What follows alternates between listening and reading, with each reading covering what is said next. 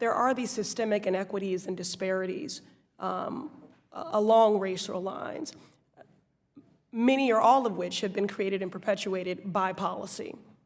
Is this industry representative of the communities that have historically bared the greatest brunt of injustice based on the prohibition of marijuana? Absolutely not. It doesn't look like any of the people who are reaping the profits of this are the people who were directly impacted.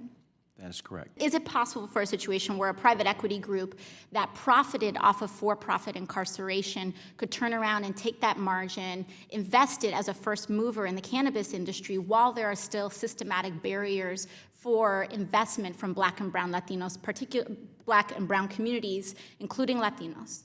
The answer to your question is yes. I mean, certainly it's the case that private equity firms who make money in one sector of our economy can definitely come in and into this industry, and because they have tremendous access to wealth, and banks aren't necessarily going to say to a $12 billion hedge fund that, no, we won't bank you.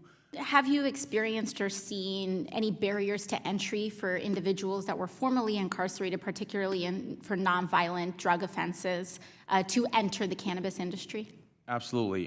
In fact, we work tirelessly here in Washington, D.C. to get the laws changed. Really what this looks like it's kind of coming to big picture is that the folks who profited off of for-profit incarceration get to profit off of the legalization of marijuana first, while the communities most impacted are last in the door.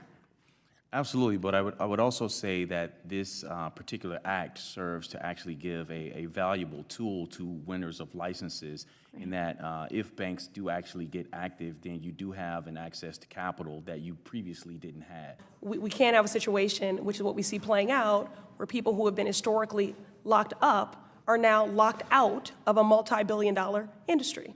So would you recommend that in us kind of opening this opportunity or opening this lane, that also be paired with kind of affirmative licensing laws that prioritize frontline communities and communities that were most impacted to get those licenses first so that they can reap the benefits or recoup some segment of costs that they had bared in the 90s in the war on drugs? Absolutely. There should definitely be social equity opportunities that allow those hit hardest by the war on drugs to be first in line to benefit.